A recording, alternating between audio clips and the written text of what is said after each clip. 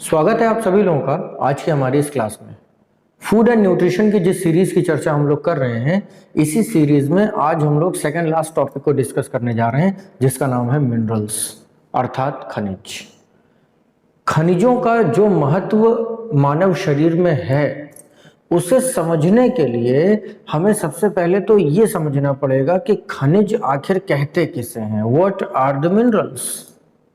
तो इसके लिए आप एक बहुत पुरानी कहावत याद रखिए कि मिट्टी का शरीर है, मिट्टी में मिल जाएगा।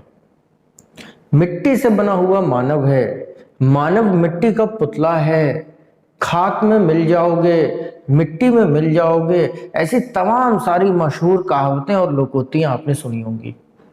तो इन कहावतों और लोकोक्तियों के पीछे का जो विज्ञान है, वो विज्ञान आपको ये बताता है कि हर वो तत्व जो मिट्टी में पाया जाता है, वही हम मनुष्यों में भी पाया जाता है। बस इसीलिए कहते हैं कि मिट्टी का शरीर है, मिट्टी में मिल जाएगा। आपने कभी कभी नोटिस किया होगा कि छोटे बच्चे मिट्टी खाते हैं। तो ये छोटे बच्चे मिट्टी आखिर क्यों खाते हैं?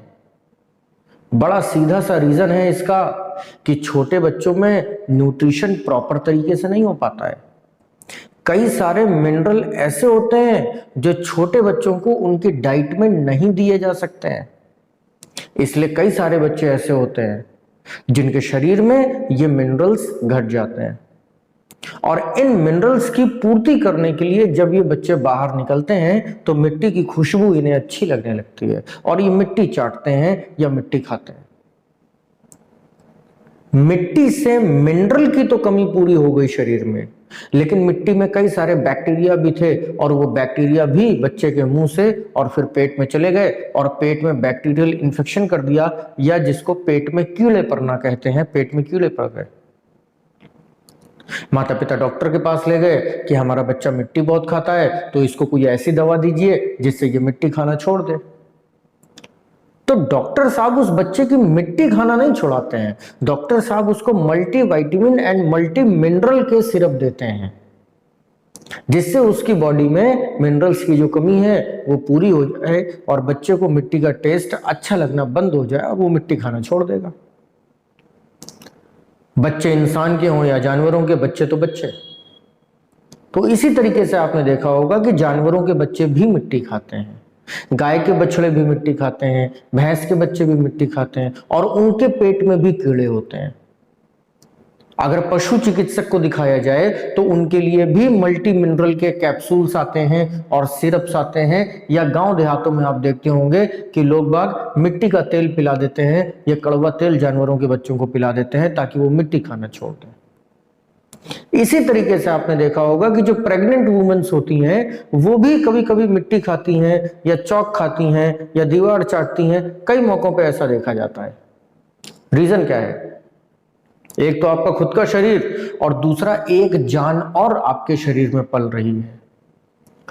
डबल न्यूट्रिशन की आवश्यकता है प्रेगनेंसी के दौरान किसी भी फीमेल को, और जब वो डबल न्यूट्रिशन नहीं लेती हैं तो मिनरल की कमी हो जाती है, और ऐसी स्थिति में एक बच्चा और एक महिला लगभग एक समान हो जाते हैं।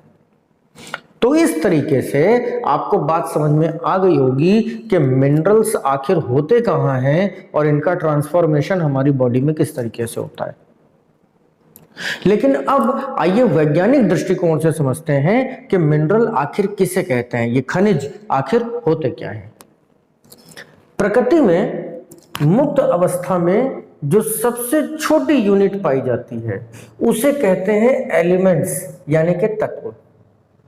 आप लोगों ने बचपन में कभी ना कभी पीरियोडिक टेबल पढ़ी होगी, आवर्त सारणी आपने जरूर पढ़ी होगी, मेंडलीफ की आवर्त सारणी। उसमें आप लोगों ने पढ़ा होगा कि तत्वों को उनके बढ़ते हुए क्रम के अनुसार मेंडलीफ ने पहली बार सजाया था और पीरियोडिक टेबल बनाई थी। तो ये जो तत्व होते हैं ये प्रकृति में मुक्त अवस्था में पाए जाते हैं। ये लैंड, सी, एयर तीनों मीडियम में हो सकते हैं। For example nitrogen, oxygen, hydrogen, helium, chlorine, fluorine, bromine, iodine, ये सारे के सारे एलिमेंट्स हैं, कहीं भी पाए जा सकते हैं। तो ये जो एलिमेंट्स हैं, ये जो तत्व हैं, जब ये आपस में कंपोजिट हो जाते हैं, दो या दो से अधिक तत्व आपस में मिल जाते हैं, तब बनता है मिनरल, खनिज। फॉर एग्जाम्पल, एक तत्व है सोडियम, एक तत्व है क्लोरीन, दोनों आपस में मिल गए, बन गया मिनरल, यानी कि सोडियम क्लोराइड NaCl, जो कि साधारण नमक का फॉर्मूला है। एक तत्व है हाइड्रोजन, एक तत्व है ऑक्सीजन, दोनों आपस में मिल गए, क्या बन गया? वाटर। क्या है? एक तरीके का मिनरल है। तो अगर आपसे कभी मिनरल की डेफिनेशन पूछी जा रही है तो इसकी सरल डेफिनेशन क्या हो गई कि कंपोजिशन ऑफ द एलिमेंट्स या टू और मोर एलिमेंट्स जब ये आपस में मिलते हैं तो मिनरल्स बन जाते हैं। इसी तरीके से कई सारे मिनरल्स जब आपस में मिल जाते हैं तब बनती है रॉक, यानी कि चट्टान। इसीलिए अगर रॉक की डेफिनेशन की बात करी जाए, व्हाट इज रॉक, तो rock is the composition of minerals, या दो से अधिक खनिजों के संयोजन को चट्टान कहते हैं। निष्कर्ष क्या निकला? निष्कर्ष यहां से ये निकला कि जब भी आपको खनिज प्राप्त करने होंगे, मिनरल्स चाहिए होंगे, तो वो कहां से मिलेंगे? चट्टानों से मिलेंगे, रॉक से मिलेंगे। लेकिन क्या हर रॉक को तोड़ने पर उसके अंदर से मिनरल्स को निकाला जा सकता है? नहीं। सोना भी एक मिनरल है, चांदी भी एक मिनरल है, कॉपर भी एक मिनरल है। अगर हर चट्टान को तोड़ने से सोना, चांदी और कॉपर निकलने लगे तो फिर इस दुनिया की सारी गरीबी दूर हो जाए। इसलिए कुछ स्पेसिफिक टाइप की रॉक्स होती हैं जिनके अंदर ये मिनरल्स पाए जाते हैं। रॉक्स के अध्ययन को, इनकी लेयर्स की स्टडी को पेट्रोलॉजी कहते हैं। मिनरल्स की साइंटिफिक स्टडी को मिनरलोलॉजी कहते हैं। और फिर एलिमेंट्स के बारे में आप लोग केमिस्ट्री में पढ़ते हैं। तो ये हो गई मिनरल्स की कहानी कि मिनरल आखिर कहते किसे हैं और मिनरल पाए कहां जाते हैं, और क्या सभी चट्टानों में पाए जाते हैं? तो no, it is the matter of metallurgy. किसी चट्टान को तोड़कर उसके अंदर से मिनरल निकालना, चट्टान की पहचान करना कि किस चट्टान के अंदर कौन सा मिनरल है और उस मिनरल की क्या उपयोगिता है, ये सब कुछ आप पढ़ते हैं मेटलर्जी के अंतर्गत, यानी कि धातु कर्म के अंतर्गत, जो हमारा टॉपिक नहीं है। मैं आपको केवल ये समझाने की कोशिश कर रहा था कि मिनरल आखिर किसे कहते हैं। तो आशा करता हूं कि इतनी बात आपको स्पष्ट हो गई होगी। अब प्रश्न ये उठता है कि ये मिनरल्स इंपॉर्टेंट तो हैं, इसका इंडिकेशन मैंने आपको दिया कि बच्चों में क्या प्रॉब्लम है, प्रेग्नेंट वुमेन में क्या प्रॉब्लम है, जानवरों के बच्चों में क्या प्रॉब्लम है, और मिनरल का इंट्रोडक्शन भी आपको दिया। तो आप इसका महत्व तो समझ गए होंगे, लेकिन एक वैज्ञानिक दृष्टिकोण से आपको यह समझना पड़ता है कि which is the major function of the mineral. आपसे क्वेश्चन पूछा जा सकता है कि among which one of these is the major function of the mineral. Mineral का मुख्य कार्य क्या है, मिनरल का महत्वपूर्ण कार्य क्या है, मिनरल का प्रमुख कार्य क्या है। The major function of the mineral is to maintain the electrochemical conductivity. हमारी जो सेल है, जो कोशिका है, उसके अंदर जो कोशिका द्रव है, साइटोप्लाज्म है, उस साइटोप्लाज्म के अंदर जितनी भी इलेक्ट्रोकेमिकल एक्टिविटी हो रही है, जितनी भी विद्युत रासायनिक प्रक्रियाएं हो रही हैं, जितनी भी केमिकल रिएक्शंस हो रही हैं, उनको करवाने का काम करते हैं ये मिनरल्स। सीधा सा मतलब हुआ कि अगर मिनरल नहीं होगा तो प्रभाव सेल के लेवल पे पड़ेगा, और सेल के लेवल पे जब प्रभाव पड़ेगा तो पूरा शरीर धाराशाही हो जाएगा, इसलिए इंपॉर्टेंट तो है। दूसरा फंक्शन इसका होता है फॉर्मेशन या मेकिंग ऑफ टूथ, बोन। आपके जो दांत हैं, आपकी जो अस्थियां हैं, हड्डियां हैं, इनका निर्माण भी खनिजों से ही हुआ है। तो अगर शरीर में खनिज की कमी हो गई तो दांत टूट जाएंगे, कमजोर हो जाएंगे, हड्डियां कमजोर हो जाएंगी, और आप बहुत वीक फील करेंगे, कमजोरी का एहसास करेंगे। तीसरा फंक्शन क्या होता है? Heart beat. इन मिनरल्स में से कुछ स्पेसिफिक मिनरल्स ऐसे हैं जो आपकी हृदय गति को नियंत्रित करते हैं।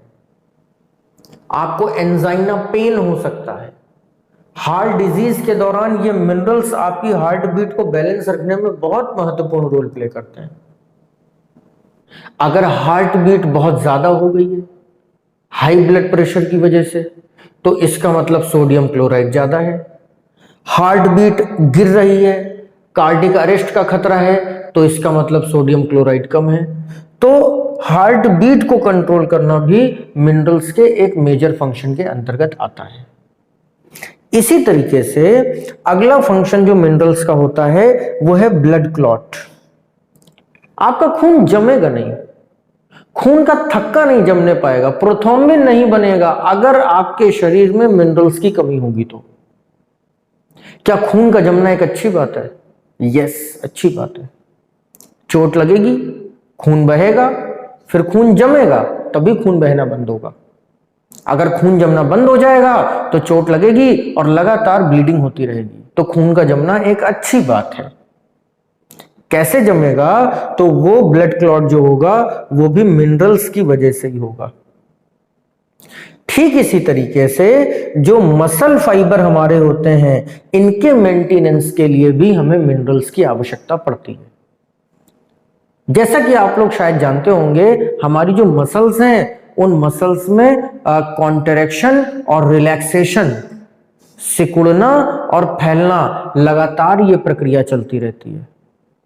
हमारे मसल फाइबर्स को कॉन्ट्रैक्शन और रिलैक्सेशन करने में भी आसानी रहे, इसके लिए जिम्मेदार भी मिनरल्स हैं। तो यहां पर आपने देखा कि करीब 5 मेजर फंक्शंस यहां पे आपको मिनरल्स के बताए गए। अब ये मिनरल्स होते कितने हैं? तो ये मिनरल्स दर्जनों की संख्या में होते हैं। मैं आपको एक लिस्ट प्रोवाइड करा रहा हूं, इस लिस्ट को आप ध्यान से देखिए। इस टेबल में आपको वो सारे एसेंशियल मिनरल्स के बारे में बताया गया है जिनकी आवश्यकता एक ह्यूमन बीइंग को होती है। इस टेबल में इनकी मात्रा भी लिखी हुई है, वैल्यू भी लिखी हुई है कि ये मिनरल्स आपकी बॉडी में कितने होने चाहिए डेली अमाउंट में। लेकिन क्या ये सारे मिनरल्स जो आप इस समय देख रहे हैं ये परीक्षा की दृष्टि से महत्वपूर्ण है? नो। एग्जाम के पॉइंट ऑफ व्यू से जो मिनरल्स महत्वपूर्ण हैं वो यहां पे मैं आपसे डिस्कस करूंगा। और उन मिनरल्स में पहले नंबर पर आता है कैल्शियम, इसी तरीके से है फास्फोरस, मैग्नीशियम, सल्फर और आयरन। लेकिन इन 5 में भी जो सबसे ज्यादा एग्जाम में पूछा जाता है वो है कैल्शियम और यहां पर आयरन। तो इनको हम लोग थोड़ा सा डिटेल में डिस्कस कर लेते हैं। सबसे पहले हम लोग चर्चा करते हैं कैल्शियम की। कैल्शियम एक मिनरल है, इसका जो डेली अमाउंट होना चाहिए वो 500 mg से लेकर के और 900 mg के बीच में होना चाहिए। बच्चों में और वृद्ध लोगों में कैल्शियम की नीड ज्यादा होती है तो करीब 900 mg तक होना चाहिए। और अगर आप एक एडल्ट हैं, वयस्क हैं, तो आपके शरीर में कैल्शियम 500 से 700 मिलीग्राम पर डे के अमाउंट में होना चाहिए। सोर्सेस क्या है? Milk products. कैल्शियम का जो बेस्ट सोर्स है वो है मिल्क प्रोडक्ट्स। लेकिन अगर आपने फूड एंड न्यूट्रिशन की ये पूरी सीरीज देखी है तो मैंने आपको यह भी बताया हुआ है कि milk products are not good for the health of the heart. इनमें कोलेस्ट्रॉल होता है। साथ ही साथ दूध से बने हुए उत्पाद हर किसी को सूट नहीं करते। कई सारे लोग आपने ऐसे देखे होंगे जो मिल्क प्रोडक्ट्स को लेकर के थोड़ा सा सेंसिटिव होते हैं। हालांकि अगर दूध को अच्छी तरीके से उबाल के ठंडा कर लिया जाए और फिर उसकी मलाई हटा करके दूध पिया जाए तो वो कैल्शियम और प्रोटीन का एक अच्छा सोर्स होता है और उसमें कोलेस्ट्रॉल भी नहीं होता है। 1 ग्लास मिल्क डेली, अगर आप 300 ग्राम के आसपास यानी कि 1 ग्लास के आसपास दूध रोज पीते हैं तो आपको जीवन में कभी भी डॉक्टर के पास नहीं जाना पड़ेगा हड्डियों की समस्या के लिए। तो या तो आप अपने भोजन में दूध को शामिल कर लिए और या फिर कैल्शियम के जो सोर्सेज हैं उनमें जो सबसे अच्छा सोर्स है वो है ग्रीन वेजिटेबल्स, जैसे कि पालक। हरी सब्जियों में भी कैल्शियम प्रचुर मात्रा में पाया जाता है। इसके अलावा liver, mushroom, nuts and beans, ये भी कैल्शियम के बड़े सोर्सेज हैं। और साथ ही साथ आप रोटी तो खाते ही होंगे, तो अनाज में भी कैल्शियम प्रचुर मात्रा में होता है। गेहूं में, मक्का में, ज्वार में, बाजरा में, इन सब में भी कैल्शियम प्रचुर मात्रा में होता है। काम क्या है कैल्शियम का? Formation of teeth and bone. Calcium नहीं होगा, हड्डियों का निर्माण कैसे होगा? छोटे बच्चे को दूध क्यों पिलाया जाता है? क्योंकि जब बच्चा पैदा होता है तो उसके शरीर में 300 से ज्यादा हड्डियां होती हैं। अगर छोटे बच्चे के शरीर में ड्यूरिंग द बर्थ 300 से ज्यादा हड्डियां नहीं होंगी तो आप कल्पना करिए वो अपने माता के पेट में कैसे रहता होगा।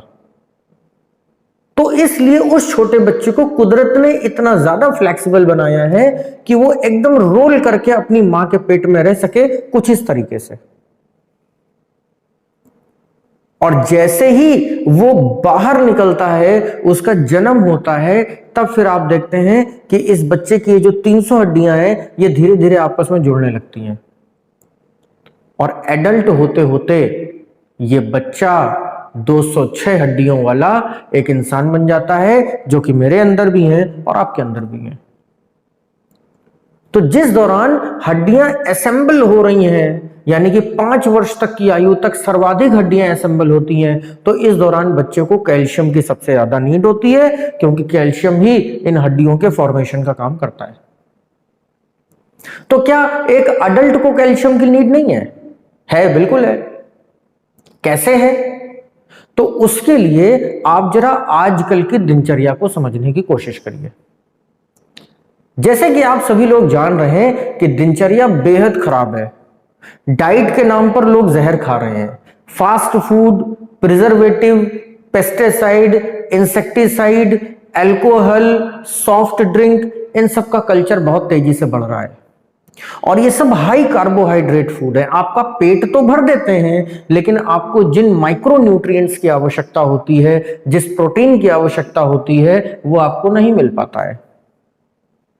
जब हमारे शरीर में न्यूट्रिशन की कमी होने लगती है, तब हमारी बॉडी ये न्यूट्रिशन हड्डियों से खींचती है। हमारी हड्डियां जिनका निर्माण कैल्शियम और फास्फोरस से हुआ है, हमारी हड्डियों के बीच में जो बोन मैरो है, उसी बोन मैरो के अंदर आरबीसी का निर्माण होता है, रेड ब्लड सेल्स बनती हैं। तो इसका मतलब कि जो अस्थियां हैं और जो बोन मैरो है, जो अस्थि मज्जा है, वो बहुत इंपॉर्टेंट चीज है। और अगर आपकी बॉडी को न्यूट्रिशन की नीड है, या आपकी बॉडी माल न्यूट्रिशन का शिकार है, और ये सारा न्यूट्रिशन अगर हड्डियों से खींचेगी, तो हड्डियां वीक होती चली जाएंगी। बस यही रीजन है कि आज हर दूसरे चौथे व्यक्ति को या तो हड्डियों में दर्द रहता है, या तो वो हड्डियों से रिलेटेड किसी न किसी बीमारी का शिकार है। इसके 2 रीजन हैं। पहला रीजन है कैल्शियम की कमी, और दूसरा रीजन है प्रॉपर डाइट का ना होना। प्रॉपर डाइट का ना होना भी एक बड़ा रीजन माना जाता है।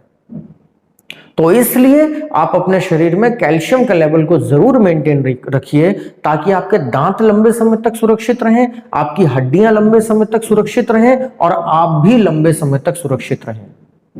लेकिन इसके लिए आपको नेचुरल सोर्सेज ऑफ कैल्शियम का यूज करना चाहिए, ना कि कोई सप्लीमेंट्स खाने चाहिए। क्योंकि अगर आप सप्लीमेंट्स खाएंगे तो सप्लीमेंट्स के खाने से ये जो सप्लीमेंट्स का कैल्शियम है, ये हड्डियों के ऊपर जमता चला जाएगा और हड्डियों को मजबूत करेगा, जबकि हड्डी अंदर से खोखली रहेगी। तो यहां पे मैं बात बोन डेंसिटी की कर रहा हूं, ना कि मैं हड्डियों के चौड़े हो जाने की बात कर रहा हूं या उनके मजबूत हो जाने की बात कर रहा हूं। साथ ही साथ अगर कैल्शियम की कमी आपके शरीर में रहेगी तो विटामिन डी बनने में भी प्रॉब्लम आएगी, कैल्सीफेरॉल के बनने में भी प्रॉब्लम आएगी, जिसके बारे में मैं आपको पीछे बता चुका हूं। तो ये थी कैल्शियम की कहानी। कैल्शियम के बाद अगला नंबर आता है फास्फोरस का, और फास्फोरस की भी जो डेली नीड है हमारे शरीर में, वो 500 mg से 900 mg तक है, यानी कि कैल्शियम के इक्वलेंट है। सोर्सेज भी फास्फोरस के ऑलमोस्ट वही हैं जो कि कैल्शियम के होते हैं। फास्फोरस का रोल भी वही है जो कि कैल्शियम का रोल होता है, यानी कि formation of tooth and bone. आपने देखा होगा कि हड्डियों में एक भुरभुरापन होता है, एक रफनेस होती है, एक पाउडर फॉर्म होता है। तो वो जो पाउडर फॉर्म होता है बोन में, वो होता है फास्फोरस। इसलिए अगर आपसे कभी ऐसा क्वेश्चन पूछा जाए कि हड्डी जो है, बोन जो है, उसका मेन इंग्रेडिएंट क्या है, तो calcium phosphate, that's it. Calcium भी है, फास्फोरस भी है। और अगर प्रॉपर हड्डी का फॉर्मूला पूछा जाए कि बोन होती क्या है, तो कैल्शियम फॉस्फेट, दैट्स इट, याद रखिएगा। फास्फोरस के बाद अगला नंबर आता है मैग्नीशियम का। मैग्नीशियम की जो नीड है वो बेहद कम है, 3.5 mg तक है। मैग्नीशियम मेटाबॉलिक सिस्टम के लिए, मेटाबॉलिक एक्टिविटी के लिए बेहद इंपॉर्टेंट है।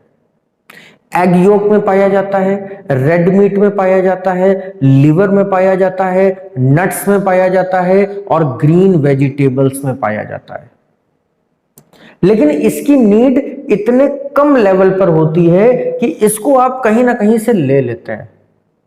हाँ, ध्यान रहे कि अगर आपका मेटाबॉलिक सिस्टम वीक हो रहा है तो आपको तुरंत समझ जाना चाहिए कि आपके शरीर में कहीं मैग्नीशियम की कमी तो नहीं है। इसी तरीके से अगला इंपॉर्टेंट जो हमारा मिनरल है वो है sulphur, and sulphur is one of the most important mineral. सबसे पहले तो आपको यह समझना चाहिए कि सल्फर का रोल क्या है हमारे शरीर में। सल्फर का जो मेजर रोल है वो है आपकी बॉडी में जितने भी प्रोटीन बनते हैं। मैंने प्रोटीन वाले टॉपिक में आपको बताया कि सेल के लेवल पर 2000 से ज्यादा टाइप के प्रोटीन्स बनते हैं। तो जितने भी प्रोटीन्स बनते हैं हमारे शरीर में, उन प्रोटीन्स का 0.2 से लेकर के और लगभग 7% पार्ट तक बनाने का काम होता है सल्फर का। तो अगर आपके शरीर में प्रोटीन की कमी है तो निश्चित तौर पर सल्फर की भी कमी होगी, क्योंकि सल्फर की कमी की वजह से ही प्रोटीन नहीं बन रहा होगा। अगर आप बहुत ज्यादा प्रोटीन खाते हैं, इसके बाद भी आपकी सेहत में कोई सुधार नहीं हो रहा, अगर आप बहुत ज्यादा एक्सरसाइज करते हैं फिर भी आपकी सेहत नहीं बन रही है, तो हो सकता है प्रोटीन नहीं, सल्फर की कमी हो। तो ये तो एक सल्फर का रोल हो गया। इसके अलावा सल्फर कुछ स्पेसिफिक विटामिन्स के फॉर्मेशन में भी रोल प्ले करता है, लाइक B7 बायोटिन। आपको अच्छी तरह याद होगा, विटामिन वाले चैप्टर में मैंने आपको बताया B7। तो बायोटिन के निर्माण में भी सल्फर का ही इंपॉर्टेंट रोल होता है। और आपको बायोटिन में मैंने बताया था कि biotin is very essential for the good hairs. अच्छी क्वालिटी के बालों के लिए बायोटिन बहुत इंपॉर्टेंट है। तो अगर आपको बाल झड़ने की समस्या है, तेजी से बाल सफेद हो रहे हैं, बालों से रिलेटेड कोई इश्यू है, बहुत सारा तेल लगा करके और बहुत सारी थेरेपीज करके भी आपको बेनिफिट नहीं मिला है, तो हो सकता है भाई सल्फर कम हो आपके शरीर में। तो इसीलिए मेडिकल साइंस में किसी भी चीज की कोई एक दवा कोई इलाज नहीं होता है। बहुत सारी चीजें हैं जिनको क्लब करके हम किसी निष्कर्ष तक पहुंचते हैं। हालांकि सल्फर की जो मात्रा है वो बेहद कम आवश्यकता है, लगभग 3 mg के आसपास हमें आवश्यकता होती है। तो फिर सल्फर के सोर्सेस क्या है? बहुत सारे। सी फूड खा लो, मछलियां खा लो, वेजिटेबल ऑयल खा लो कुछ स्पेसिफिक टाइप के, लिवर खा सकते हो, एग वाइट खा सकते हो, सब कुछ खा सकते हो। लेकिन ये सब क्यों खाओ भाई? मैं आपको सबसे सही तरीका बता रहा हूं, एक प्याज daily, that's it. Onion, you have onion in your kitchen.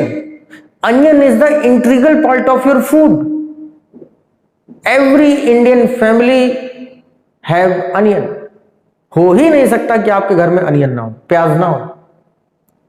सब्जी बनती है, प्याज पड़ता है, दाल बनती है, प्याज पड़ता है, बहुत सारे लोग सैलेड के रूप में प्याज खाते हैं। तो बस आपको ना सब्जी ना दाल, आपको सैलेड के रूप में एक प्याज खाना है। और अगर एक कच्चा प्याज आप सैलेड के रूप में खाते हैं तो एक कच्चे प्याज में लगभग 3 मिलीग्राम के आसपास सल्फर होता है, जो आपकी डेली नीड के लिए सफिशिएंट है। एक कच्चा प्याज रोज खाओगे तो एडिक्वेट मात्रा में आपको बायोटिन बन जाएगा, एडिक्वेट मात्रा में आपके प्रोटीन्स का निर्माण हो जाएगा और अलग से सल्फर नहीं लेना पड़ेगा। बाल अच्छे रहेंगे, प्रोटीन बनता रहेगा, वीकनेस नहीं आएगी। साथ ही साथ ध्यान रहे, सल्फर एंटीवायरल भी होता है। गर्मी के मौसम में आपको लू नहीं लगेगी, आपको जल्दी जल्दी फीवर नहीं आएगा। साथ ही साथ सल्फर जो है वो एंटी कैंसरस भी होता है, कैंसर वाली जो सेल्स हैं उनको भी ये खत्म करने का काम करेगा। तो आप हेल्दी तो रहेंगे ही रहेंगे, साथ ही साथ लंबे समय तक जीने की भी संभावना पैदा हो जाएगी। तो यहां पर सल्फर पे स्पेशल फोकस करते हुए आप एक अनियन बस अपने भोजन में शामिल कर लीजिए, दैट्स इट। इसके बाद नंबर आता है आयरन का। आयरन के बारे में हमारे देश में बच्चा बच्चा जानता है। अगर आपको जला के खाक कर दिया जाए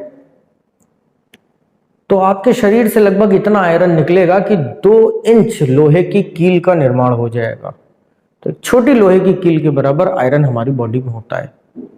अगर इसको वेट में मेजरमेंट आप करेंगे तो ये भी करीब करीब 4 से 5 मिलीग्राम के आसपास होता है। आयरन का मतलब लोहा। यूज क्या है? तो सबसे इंपॉर्टेंट यहां पर आयरन का यूज हो जाता है। आयरन के यूज में आपको सबसे पहले समझना पड़ेगा कि हमारा जो ब्लड है उस ब्लड का मेन इंग्रेडिएंट क्या है। किसी के अंदर खून की कमी है, डॉक्टर ने कह दिया खून चढ़ाना पड़ेगा। किसी का चेहरा पीला पड़ गया तो आप देख के बता देते हैं कि खून की कमी है। तो खून की कमी का मतलब क्या है? खून की कमी का मतलब है हीमोग्लोबिन की कमी, क्योंकि हमारे ब्लड का जो मेजर इंग्रेडिएंट है वो हीमोग्लोबिन है। और हीमोग्लोबिन 2 शब्दों से मिलकर के बना हुआ है। पहला शब्द है यहां पर हेमो और दूसरा शब्द है यहां पर ग्लोबिन। ये जो ग्लोबिन है ये एक तरीके का प्रोटीन होता है जो हमारे ब्लड में पाया जाता है। तो क्वेश्चन याद रखिएगा कि ब्लड में कौन सा प्रोटीन होता है या हीमोग्लोबिन में कौन सा प्रोटीन होता है? तो ग्लोबिन प्रोटीन होता है। और यहां पर ये जो हीमो है, ये हीमो है आयरन से रिलेटेड। आयरन का जो मेजर फंक्शन होता है वो होता है ग्लोबिन नाम का प्रोटीन बनाना, और फिर ये दोनों मिलकर के हीमोग्लोबिन का निर्माण करते हैं जिससे कि ब्लड बनता है। तो अब आप समझ गए होंगे कि आयरन का फंक्शन हमारे शरीर में क्या होता है? ब्लड फॉर्मेशन, रक्त का निर्माण। तो रक्त का निर्माण फिर इतना महत्वपूर्ण क्यों है? इसलिए क्योंकि मैं आपको बार बार बताता रहता हूं कि आपके शरीर में जितने भी न्यूट्रिएंट्स हैं जो स्मॉल इंटेस्टाइन में डाइजेस्ट होने के बाद निकलते हैं उनको ब्लड में ही सप्लाई किया जाता है।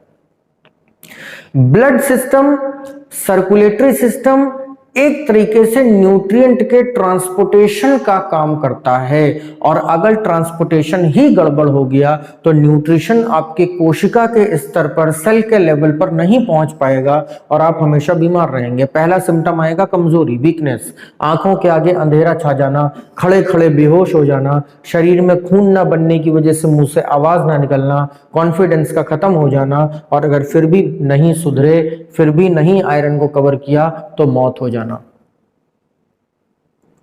एनीमिया इसकी कमी से होने वाली बीमारी का नाम है। हमारे देश में हर साल लाखों लोग मारे जाते हैं खून की कमी की वजह से। तो ये आयरन आखिर कैसे लिया जाए? जितना आसान सवाल कि आयरन कैसे लिया जाए, उतना ही आसान जवाब लोहे से लिया जाए। तो क्या लोहे को खाया जाए? नहीं, लोहे को नहीं खाया जाए। जो भी खाना खाया जाए वो लोहे में खाया जाए। पहले के समय में लोगों को आयरन की कमी क्यों नहीं होती थी? पहले के समय में किसी भी गर्भवती स्त्री को अस्पताल जाने की आवश्यकता नहीं पड़ती थी। वो घर में ही बच्चे को जन्म क्यों दे देती थी? क्योंकि उसके बॉडी में एडिक्वेट मात्रा में आयरन था। कहां से था? तो जब घर पे रोटी बनती थी तो लोहे के तवे पर बनती थी। जब सब्जी बनती थी तो लोहे की कढ़ाई में बनती थी। जब आपका भोजन लोहे के बर्तनों में पकाया जा रहा है तो आयरन की सफिशिएंट मात्रा आपके खाने में है और आपको अलग से आयरन लेने की आवश्यकता नहीं है। लेकिन आज लोहे के भारी भारी बर्तनों का स्थान आपके घरों में या तो एल्यूमिनियम के बर्तनों ने ले लिया है और या तो नॉन स्टिक बर्तनों ने ले लिया है, क्योंकि बर्तन आप धोना नहीं चाहते, भारी हो जाते हैं। तो नॉन स्टिक बर्तन में खाना बनाएंगे तो उसके अंदर कोई मिनरल नहीं रहेगा। आयरन की कमी को पूरा करने के लिए आप सिर्फ लोहे का तवा और लोहे की कढ़ाई का उपयोग शुरू कर दीजिए। किसी डॉक्टर की आवश्यकता नहीं है, किसी मेडिसिन की आवश्यकता नहीं है। फीमेल्स में आयरन की कमी और ज्यादा होती है। फीमेल्स में हीमोग्लोबिन की वैल्यू और नीचे होती है, 11 के आसपास होती है, 10 के आसपास होती है, जबकि एक मेल में 13 से ऊपर होती है। क्यों? Menstrual cycles. जब हर महीने आपको मेंस्ट्रुअल साइकिल्स आने हैं, उसमें से ब्लड निकल जाना है, तो शरीर में हीमोग्लोबिन तो ऑटोमेटिक डाउन हो जाना है। तो इसलिए मैं बार बार बताता हूं कि जितना डाइट का ध्यान एक पुरुष को रखना चाहिए उससे डबल एक महिला को रखना चाहिए। Because male does not bleed, female bleeds.